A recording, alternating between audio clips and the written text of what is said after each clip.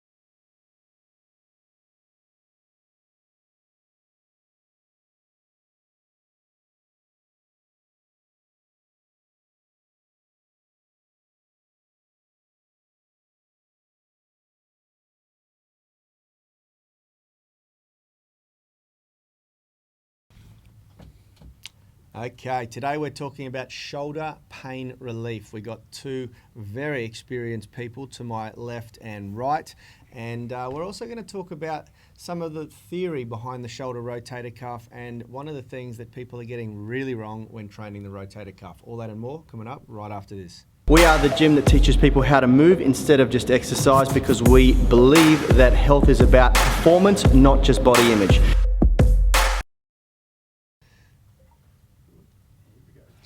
Hey everyone, in case we haven't met, my name's Rad Burmeister, that's my brother Yanni Burmeister. We're the co-founders of Unity Gym and the co-creators of the UMS, the Unified Movement System, where we teach you how to nourish and move instead of diet and exercise. And over there, that's Phil White. He's our resident physiotherapist, and the dude that just really puts Yanni and me to shame when we start talking shit. Phil comes in and brings us back down to the ground. We're all learning from each other here. So today we're talking about shoulder pain and shoulder relief, and this topic really came up because a few weeks ago we did a whole week about shoulder rehabilitation and basically the process that I went through in a nutshell for rehabilitating my slap tear, torn supraspinatus, fluid in the bursa, and early onset of degenerative joint disease, also known as arthritis. And a lot of people were asking, are we going to put this into a program? Is it something that people can get their hands on? And it is going to be. It is going to be something that you'll be able to get your hands on. But Phil and I got talking and in the gym, and Phil started giving us his clinical, not clinical, what am I saying? Practitioner experience here, or opinion on what we do, and saying why he loves some of this stuff that we do, and saying reasons that I haven't even thought of. Which is why we decided to do this show, because I want to get out there and show you guys the stuff that we do for shoulder warm-up and shoulder stretching and basically just shoulder health. Like, this is daily stuff that we do and why we do it. And then you can hear from a physiotherapist why he loves it so much. So stay tuned. You're going to get some really cool stuff. Shoulders get me excited. So Phil gets very excited about this sort of stuff. We'll try and keep this, this episode from blowing out to a 2-hour show. So before we do any of that, we've got a few people watching live, and for everyone else who does jump on and watch this, make sure that you comment, let us know who you are, where you're watching from. We love to know where you guys are so we can get a bit more interaction. Remember that when we come back in after the demonstration, we are going to answer your questions. I've got a couple of pages of questions that have come through over the weekend. It's Monday here in Sydney, Australia. And smash up the like button if you like this topic, if you want to see more of it, if you've ever had a shoulder injury. Even if you don't like it, just hit the like button anyway, because it helps us. Well, that'll throw us off a bit, because then we'll end up doing a whole bunch of content that you guys dislike. So be careful with that. Yeah. All right, should we get out on the gym floor and... Why not? Yep. So let's get out. We're going to demonstrate this stuff. I'm going to do some stories while we're out there. So Phil's going to talk you through it. So he'll talk you through why he loves what I'm doing while I go through a few things. We'll just be out there for a short amount of time, and then we'll come in here, go into a deeper conversation about it and answer any of your questions. So anyone that has any questions, please put them in the comment box and hit that It like doesn't button. have to be related to today's topic too. And also, guys, get hot on the dislike button if you don't like Phil talking, because this is the first time he's got the mic out on the gym floor. So we've given him the power. Yeah. No, don't. The first time in history we've ever had dislikes. Don't dislike him. Don't do it. He'll never come back. All right, off we go. So behind the scenes, you've got the microphone. If you're not talking, they're not hearing anything. Yeah. All right. So we're just getting set up here with the trusty blue TheraBand. So I always like to do face away from the rig before I do this. And Phil, you can let me know what you think about this. The reason why I do this is because I first like to create a stretch toward the anterior part of my shoulders to open that up, because I've spent so much time doing this. The first thing that I want to do is to do that when I get into my warm-up. Yeah, absolutely. So when you're getting started here, you can see his arms are pulsating back and forth, holding onto their TheraBand. He's got a bit of a stretch going through his pecs there, but he's just slowly working his way up with a bit of resistance, getting right up to that top range. And So that pain face that you saw was when I hit the point where my slap tear aggravates me the most, and this is a challenge for me in the right point. Anyway. yeah, so Rad's got pretty mobile shoulders, so he's getting right up to that end range, right overhead. But when you're starting out, if you're not quite up to it, then just going up as high as you can, just pain-free. And so he's just pulsing back and forward. He's getting some stretch here, but he's also getting a bit of strengthening through there. Now going into that full range circles of his arms, keeping his arms straight. It's just a really nice way of opening up the shoulders while getting some muscular activity. It's not just a stretch, because you've got the blue band resistance going on there. So he's going forwards and now going backwards, so getting the shoulder through that full range. And then I do internal rotation. Yep, so getting into that position which looks like your more conventional sort of rotator cuff strengthening stuff. And now he's going and turning around and doing exactly the same thing, but from behind.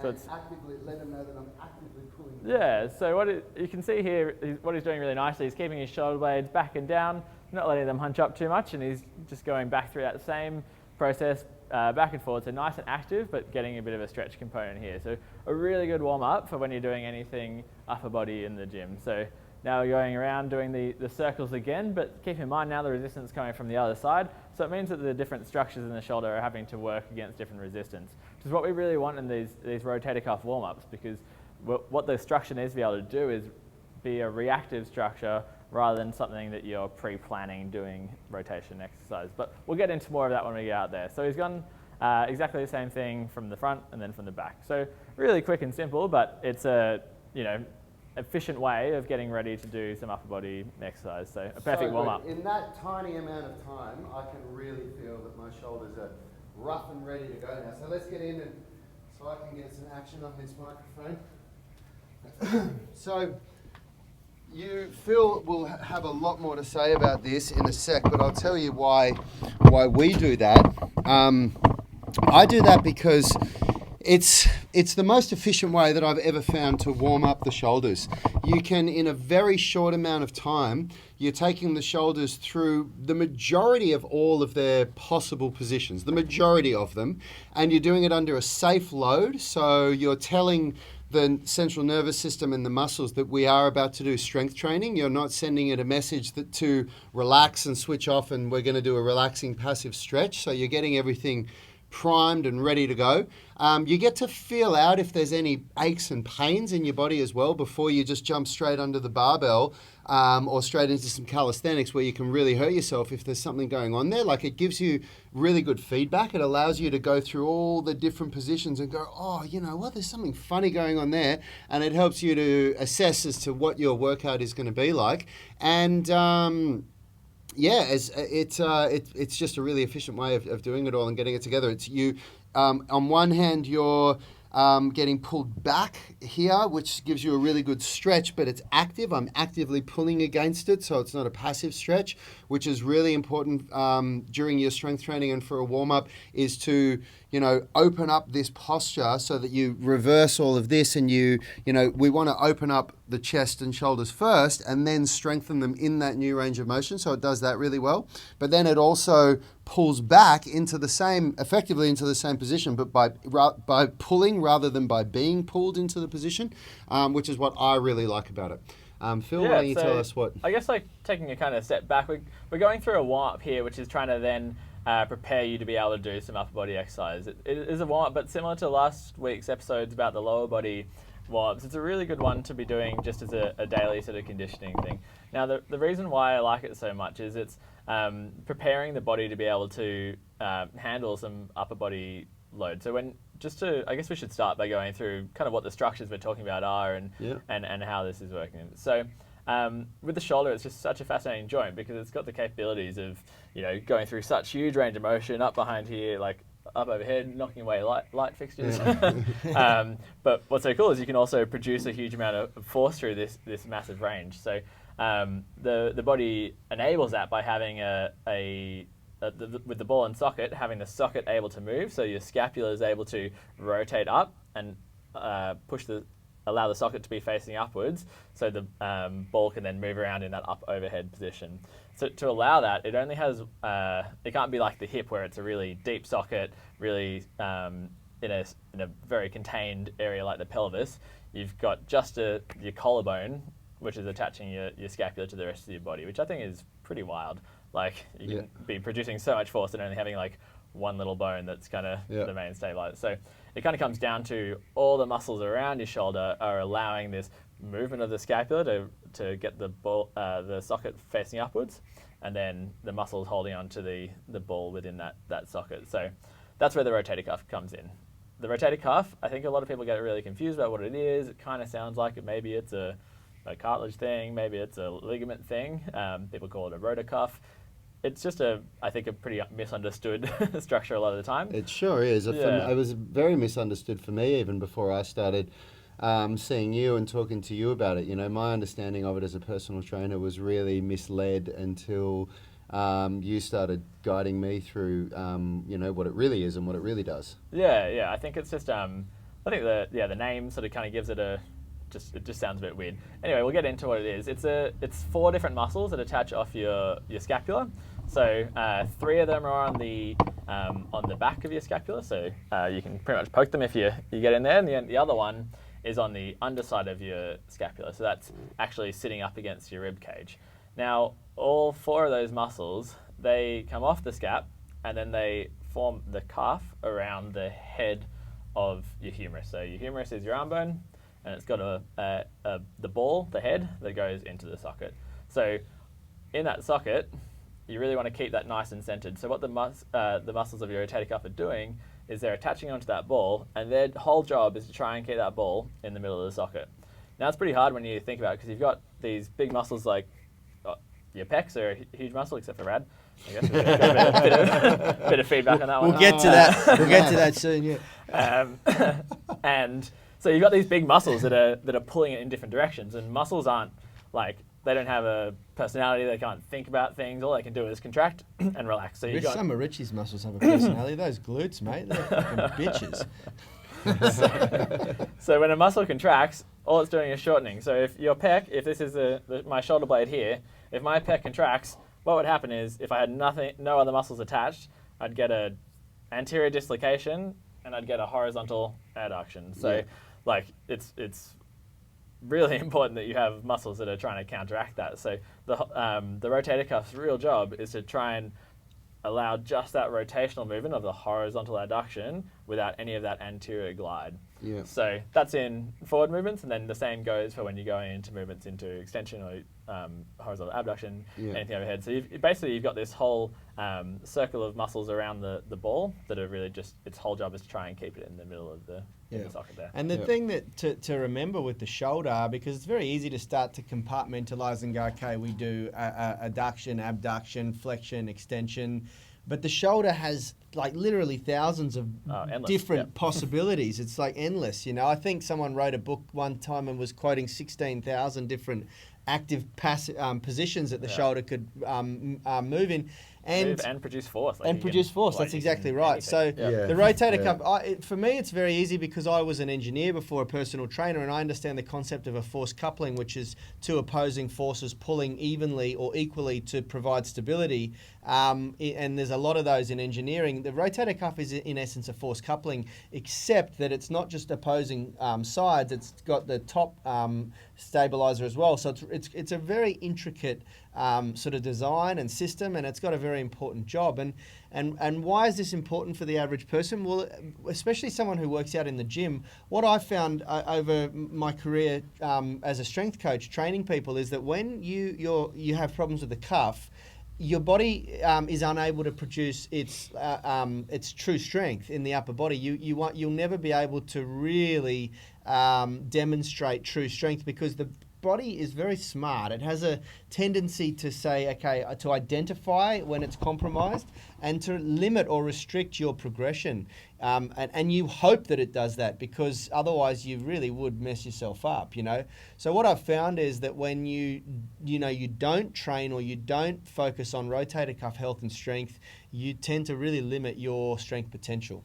Yeah, I think like there's one physio test that you do when you're testing someone's shoulder. It's called an apprehension and relocation test, where you're basically getting someone up into the most vulnerable part of the shoulder movement, which is extension, abduction, and external rotation. And basically you can feel if they're sort of a bit apprehensive, they're subconsciously doing it. It's not like their muscles will be twitching and they'll be kind of not liking that position, and then you come through and you just put a bit of a sort of anterior force, so just you push down on their shoulder, and then you can I guess see their facial expression change, and you can feel those muscle twitching kind of go away. It's that body's ability to inhibit movement which it doesn't feel supported in. So that happens with both pain and just that instability feeling. So it's just so important to build up the strength in your shoulders so you can go through that full range of motion and produce force in all those range of motions, which, especially for people watching this, probably some gymnastics enthusiasts, where you have to be able to do some pretty challenging positions and produce force. So. Yeah, that's right. And look, you know, our workout so we did bent arm strength today. It's Monday. And you finish your big phasic bent arm strength movements, and sometimes it's sort of frustrating to have to go and do your rotator cuff work, but it's so important. And your rotator cuff work should always progress in alignment with how strong you are with your pushing and pulling movements. So you just got to get it done. It's and so I'll important. just go into why it often does cause pain as well, because it's all well and good for that muscle to be struggling, but the reason why you're generally getting pain with shoulder exercises, because if the ball's not able to stay in the middle of the socket very well, it'll start to come up against other structures in the shoulder.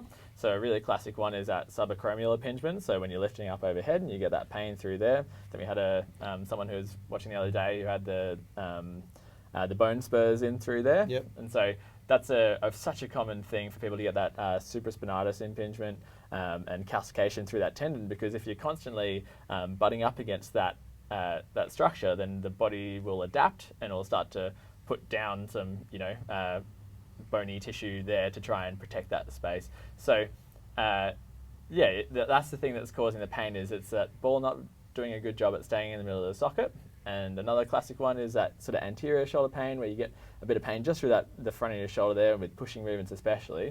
As I was talking about before, when you get that anterior glide plus the rotation, it's going to come up against other structures. And so one of the structures in the front of your shoulder there is your bicep tendon. So that's the one, if you kind of stick your finger in there and you roll it around, that bicep tendon gets really aggravated. Basically it's got like a sheath around it that is meant to help it glide. And if that sheath keeps on getting aggravated by that head of the humerus, then it's going to become inflamed and really aggravated when you go into those pushing motions. So it's just so important to understand like what it is about the rotator cuff that's causing the issue. It's when it doesn't do its job so well, and then also if you've got passive structures as well. I've always talked about how you've got passive structures and active structures that do provide stability in your body. Yep. So your labrum and the ligaments around your shoulder. If you've had injuries in the past there, it's not you're not sentenced to pain forever. It just means that you have to really on top of your active structures to be able to protect the different structures around your shoulder. I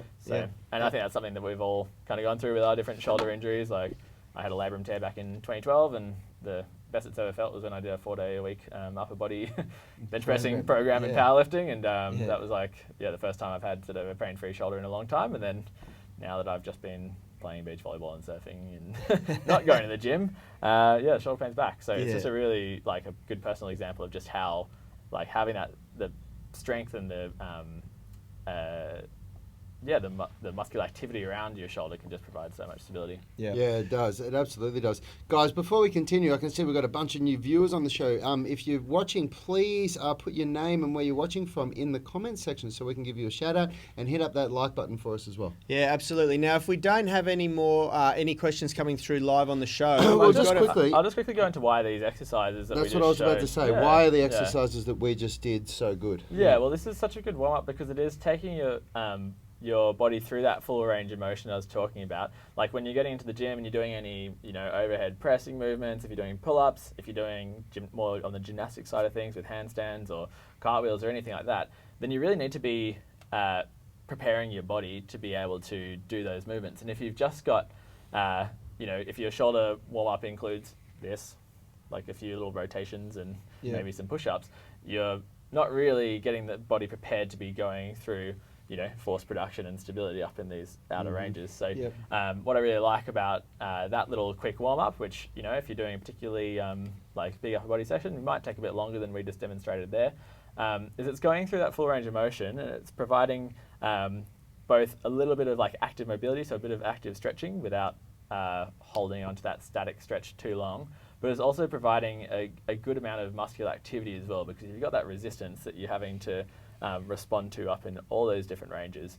So I think it's just a perfect way of exploring all those ranges, providing a bit of mobility and a bit of strength. So awesome. Yeah, that's awesome. Now we're going to unpack a full 6-minute routine that we've put together recently this week, and today's demonstration is only one of the movements in that's helping to get the shoulders warmed up. We're going to show some really good stretches as well, and we're going to go deep into the rotator cuff and why this stuff is important, especially if you put your body under high demand and you value a high functioning body, upper body, shoulder girdle, strength, whatever it is that you do, flexibility. The rotator cuff comes into play for all of that. So we're going to go deep diving into shoulders this week, guys. So smash up the like button if you like the sound of that, if you think you're getting anything of value out of the show. We got a few people commenting here. Hello, Kyle from America. Hello, Beth. Hey, Kyle. Hey, Beth. How are you? Phil's a regular on the show, and I think Phil's even part of our Inner Circle I think he is, UMS tribe. How are you, my man? 20, is it? 20, yep. Hi again, Newcastle. Missed the Nice. start. I'll watch it again soon. No problem, brother. We've shown a demonstration of the first exercise. Oh, sister. Yeah, absolutely. Okay, so let's go through quickly. And if you guys have any questions about the topic or anything else, then get them through and we will get to them as we wrap up the show. We'll go through what's come through over the weekend. So first of all, we've had Gurkhan, or I hope I've pronounced that right. Gherkin? Yeah. Comment on last week's show in regards to the discussion that Phil and I had on ACL repair, and we've had it's a very genuine comment. He's a football player. He's been playing for many years. He's 37 years old now, and he's done 2 ACLs, it looks like, and 2 meniscal tears since 2010 right up to 2017. And he's still playing football at a decent level, NPL 2 in Australia. That's second division. And he's saying here that he disagrees with what I said about not going and getting an ACL repair in surgical intervention. Here's the thing, Gherkin, and I know you've said here that you absolutely must have your ACL for sports where you're changing direction. I have to disagree with you there, my guy, because there are many professional athletes at extremely high levels playing sport without ACL. It is an older sort of opinion, philosophy, that you have to have your ACL repaired if you're playing sport. But more and more good research, modern research, is coming out to say quite the opposite. And I'm not suggesting that you don't go and get it repaired. But what I am saying to you from my experience is that I came out with a knee that's far worse off than before I went in to get the surgery done. And I think that people need to understand that surgical intervention should be a last resort. It's not the be-all and end-all. It doesn't always solve your problem. It doesn't always fix your problem. I had a very, very good orthopedic surgeon, and it still didn't fix my knee. And I honestly felt better before I'd had the surgery. Yeah, so just on that, like it is a changing sort of space, and a lot of the sort of, I guess like well-entrenched old school understanding is that, surgery is a must. But yeah, there are some really interesting examples of professional athletes doing it now who, there's an NBA player who's got, doesn't have an ACL in either of his knees, and he's playing professional NBA. There's an EPL player who's getting around without ACL and doing very well, and same NFL. So Conor McGregor, as far as I know, has a missing ACL, and he's one of the best UFC fighters in the world. But the thing to keep in mind with these professional athletes is it's their full-time job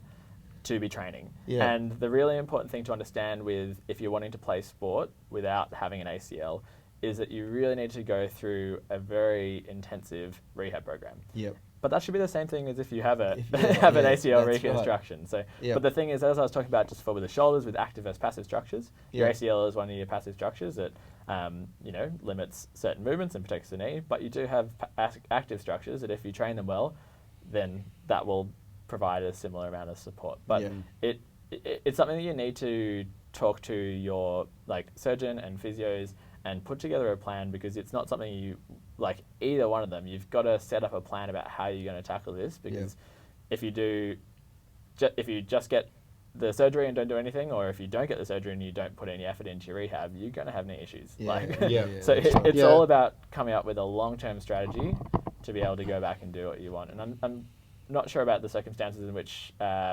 you had the ACL injuries, but it looks like you've had two there. So sometimes they do happen in traumatic, both someone left and right knee. So sometimes it's when someone collides with you. Other times it's just when you plant your foot and you try to turn. So if you've had two ACL injuries before, just have a think about how you're approaching your strength and conditioning and preparation for your games. Because if these ones are just planning and turning rather than someone hitting you, then it looks like you could do a lot of work in preparing your body for the intense demands of football. So chat to a physio or your strength and conditioning coach and look at that. There's just so much good information out there. My advice, and this is something that I've found personally, if you build up a lot of good hamstring strength, it will help support that structure a lot. I would be going and looking at that big time. Yeah, so hamstrings are big, but otherwise also thinking about what's going on in your hips, because that single leg stability really comes down to your hip stability and your ankle stability, because your knee is kind of going to be the resultant forces in your knee is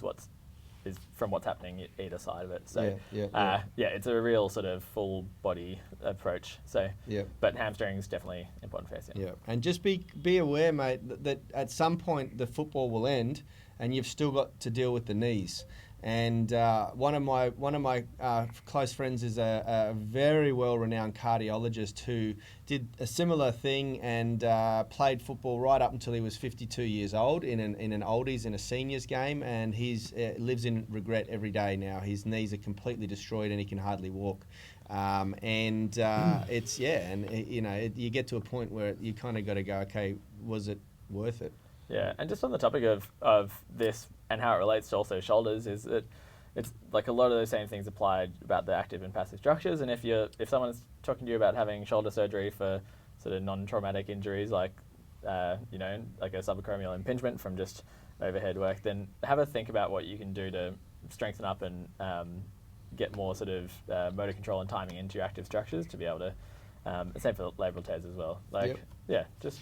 Cool. We've only got 5 minutes left. Yep. We should answer the people that are watching the show live first. Okay. So 20's saying, hi again, Newcastle. But no, she's saying, my single arm overhead press is really weak and shoulder crunches a lot. I'd say you need to, if the crunching causes you pain, you need to see a physiotherapist. And beyond that, you need to continue strengthening and mobilizing in a progressive nature, and just respect the journey and the time it's going to take. Yeah, I'd absolutely agree with that. There's a question there also with someone getting a audible snap, and the crunching I think is pretty much the same thing. So we'll put those together. So as I was describing before about your shoulder going through the full range, you've got that ball moving around the middle, the socket. If your shoulder stability is pretty poor, then as I said, you get a bit more gliding action in those structures, which is going to rub up against more structures. It's also going to put more. So that's likely where you're going to get that sound from. So if it's not causing pain, that's pretty good. So just keep on strengthening those active structures like we were talking about, and a lot of that should resolve itself. I'm going to suggest that it's probably from not an activity that you've been doing much of recently, and it's or over a long period of time, so it's your body kind of getting used to this new stimulus, I'd say. So Kyle, that answers your question where you're saying I hear an audible snap in my right shoulder when doing a reverse arm circle, no pain. What's it coming from? So Phil just answered your question. It's most likely that it's movement within the ball and socket joint that's not meant to be there. So you need to make it stronger, and you need to strengthen it, strengthen the rotator cuff as its function as a stabiliser. Also, scapular stabilisation work as well would be really beneficial for you. Yeah, which I think we'll get into later in the week, about how that all ties in. Yeah, that's right. And then Phil Burns is saying, hi 20, I had the same issue when I first started the Phase 1 UMS program. Stick with it with light weights and it will improve. Thanks, Phil. That's a really good shout out and absolutely right. The whole UMS program is designed to really strengthen these structures and overcome most issues, the most common issues that people deal with. And so it's for the overhead press. So as I was talking about before, it's a position that we don't spend much time in, so you're just going to have to gradually increase your exposure to it, and it's going to build up strength as you expose. Another way that you can gradually increase exposure to overhead pressing is to actually start from a 45-degree angle, then move to a 60-degree angle, then a 90-degree angle, and then straight overhead pressing. That's one way to do it, so that you're just progressively... A 90-degree angle would be straight overhead that's pressing. That's right. Okay. So the other thing to work on, guys, when you're working on shoulder is that a lot of your shoulder flexion capability will benefit from more thoracic mobility in the spine. So really opening up, doing a lot of thoracic mobbing over back balls and foam rollers and things like that, and also just passive and active hanging is going to really help that stuff. Make sure you get stuck into that. For the mobility, it should be extension and also rotation. Especially if you're in a throwing sport or a hitting sport, that thoracic rotation is so important, because otherwise you're going to be limiting the amount that the rest of your body is doing and putting a lot of that pressure just on the shoulder. So the thoracic mobility is important. We did a really great show on that with archer stretches and all sorts of stuff a little while back, a few months ago. A couple of quick shout-outs and then we'll wrap up. Yeah, we're going to have to wrap this up quickly. So Ferrographic Hi, Beth from Pennsylvania, just in case we didn't mention you before. We did. Pennsylvania, okay, cool. So Ferrographic is saying, great friends on our 6-minute stretch session. Thank you, brother. Zido Bidjek is saying that big subtitles are horrible to read. And I answered him. Okay, awesome, cool. And the profile pic is giving us the finger, so I'm guessing that you really don't like the stuff that we do. So Chopan Hung is saying, hello, I can't put my hand at my back and hold with my other hand. The posture is one hand from the upper to my back and the other hand from my waist to my upper back to form a knot. I've chimed in and commented. So that's a scratch test. I'm asking whether it's a scratch test, and if you could confirm whether you're attempting to do the Apple scratch test, then you can jump online, Google Aptly scratch test, and you'll see all these video demonstrations and pictures. If that's what you're trying to do, I can give you a little bit more feedback, but I'm a little bit confused by your description. Flowelsberger, what's the weight of the medicine ball in our shoulder rehab? Beginner bulletproof. 2 kilos. I'm doing 2 kilos, but I would have done 1 kilo if we had one. We didn't have one, so I had to do have one up the back. Oh, there you go. I'm just hectic. I would have done 1 kilo, though, for a beginner if I knew we had one. RT, really like the way you guys go through the finer points, nuances, cautions, and regressions of each of the movements. It's a world of difference in learning the technique versus watching someone with who steamrolls through a movement and you wonder, wow, what just happened? Why is he doing this? What if I can't get that far? Thank you, brother. Really appreciate all your love, because you're somebody who's watching all of our stuff. So really, really happy to do that. Now, Arvind Bave is saying you've answered I've that answered one. him. Okay. Arvind, he's tried to download the flexibility blueprint and it hasn't come through. In our experience, mate, we've had over 100,000 people download that successfully.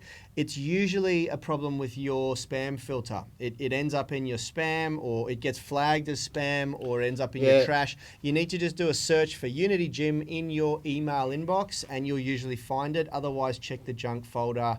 And otherwise, you can email me directly, rad@unitygym.com, and I'll check it out for you. But 9 times out of 10, I can tell that it's been sent, which means it has been received by your email provider, and they've put it wherever. So, but anyway, either way, if you can't find it, email me, I'll get it to you.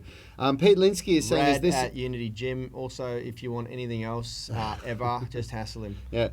Pete Linsky, is this a good warm-up for beach volleyball on the 6-minute stress session? Absolutely. Phil can tell you. Yep. So I just played a tournament over the weekend, got absolutely smashed by some ex-Olympians. It was pretty romantic. But I think I actually gave it a go on the weekend. It was just such a nice way of getting your hips ready for the squatting movement. Is just so so quickly resembles a good jump, which has been a lot of time. And that's in relation to our 6-minute stretch session for squats. Just make sure you're getting last week. some single leg sort of stuff in there as well. So that's my only point. And then the last one, Robert Burwell saying, "Hi Yanni and Phil, Robert Burwell from USA. Great routine. Enjoy Phil as an addition to the show. Good demonstrations, Yanni. Thanks." Stop telling him that because he's getting a big head. Brother. Yeah, can we get a few dislikes going on here for Phil? All right, thanks everyone. If you watched through the end and you haven't hit the like button for us, what are you doing? Please hit the like button. That's right. It means 12 so much of you. to us. And we 12 of you. That means we take it as you dislike us if you haven't hit the like button. It does so much for us. It's only going to take you all of 1 second. And I'm wondering about the thought process of when you're sitting there going, I kind of like it, but I don't like it enough to I watch watched it for 30 minutes, but I don't know if I like it enough to hit that like button. Is it broken? Is it broken? Anyway, thanks for tuning in. Either way, we love you guys. Yeah, and we'll see you all tomorrow for more on this hot topic. Any more questions, hit us up with them and we'll answer them tomorrow. Yeah, we're going deep into shoulders this week, guys. Enjoy. And remember, if you want to dip your toe into the Unity and UMS pond, download that flexibility blueprint, and hopefully it's not going to do what Irvine has done and not been able to find it in the inbox. You will find it and you'll love it. Until then, see you soon. Health is about performance, not just body image. You better be willing to accept what you're going to have to do to get there. We'll start focusing on movement goals, strength goals, flexibility goals. When you nail that skill, that's there forever. The body image goal doesn't get you that It's far. the consistency and frequency that's going to get you there. It's not the intensity. There's no shortcuts to mastery and movement. Destination doesn't change overnight, but your direction will. The gym is not the place to beat up the body that you hate. It's the place to build the body that you love. We are the gym that teaches people how to move instead of just exercise, because we believe that health is about performance, not just body image.